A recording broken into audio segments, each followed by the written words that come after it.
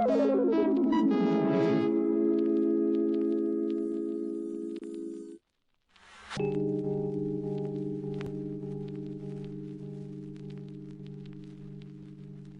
décret publié le 9 juillet 2024 permet aux employeurs vignerons de suspendre, une fois ou plus, sur une période de 30 jours, le repos hebdomadaire de leurs employés saisonniers. Et ça, c'est grave. Je vous explique. Vous avez une minute ?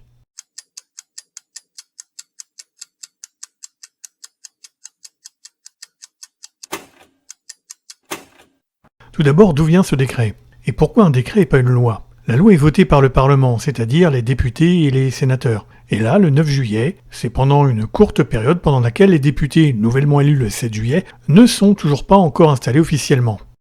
Or, on aurait pu attendre. Cette disposition sur les travailleurs saisonniers concerne surtout les ouvriers récoltants pendant la période des vendanges, qui se déroule entre fin août et fin septembre. Le champ d'application d'ailleurs un peu plus large que les viticulteurs, car elle vise toutes les entreprises et établissements ayant une activité agricole soumises à une obligation réglementaire de récolte manuelle. Donc, les récoltes de fruits sont aussi visées, mais ça c'est un prétexte, car ce sont les maisons de champagne qui sont derrière ce décret. Précisément, que dit-il ce décret ? Que dans les établissements précités, les récoltes réalisées manuellement en application d'un cahier des charges lié à une appellation d'origine contrôlée ou une indication géographique protégée constituent des travaux dont l'exécution ne peut être différée et sont susceptibles de permettre la suspension du repos hebdomadaire. Cette dernière peut être mise en œuvre en la limitant à une fois ou plus sur une période de 30 jours. Dans le droit commun, le Code du travail impose un repos hebdomadaire, mais il est possible de déroger à cet article en cas de travaux urgents dont l'exécution immédiate est nécessaire pour organiser des mesures de sauvetage, pour prévenir des accidents imminents ou réparer des accidents survenus au matériel, aux installations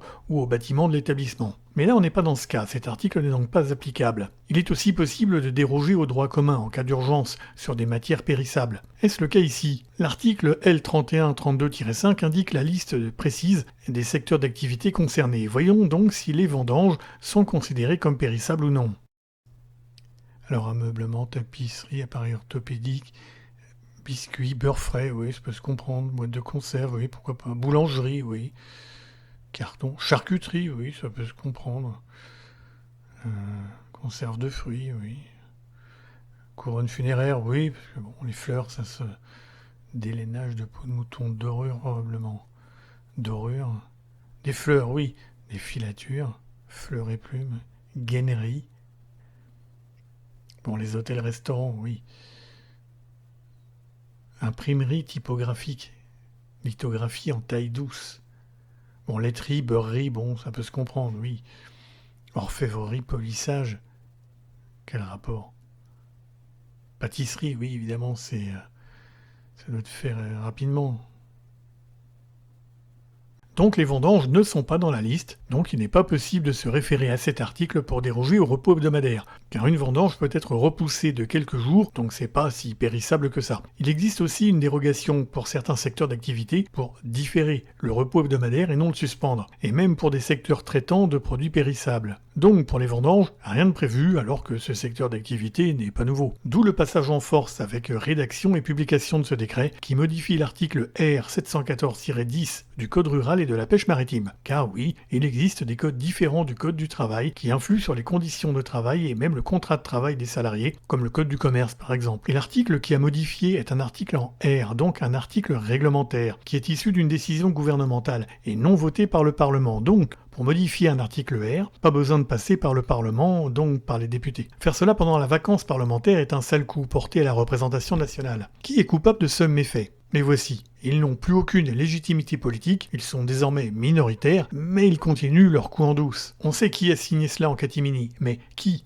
est à l'origine de ce changement ? Les cueilleurs ? Certainement pas. Les voici.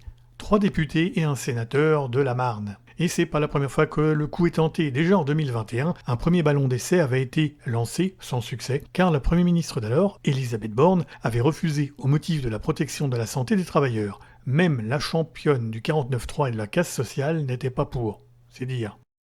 Cette proposition est revenue en 2023, portée par le RN, et il contient exactement les mêmes dispositions que celui d'aujourd'hui. La proposition de loi a été écartée. Travailler jusqu'à 130 heures sans interruption, quelle victoire pour le peuple. Ce texte a, encore une fois, été mis sur le tapis en mars dernier par la sénatrice centriste de la Marne, Anne-Sophie Romagny. Encore une fois, la Marne, donc le Champagne.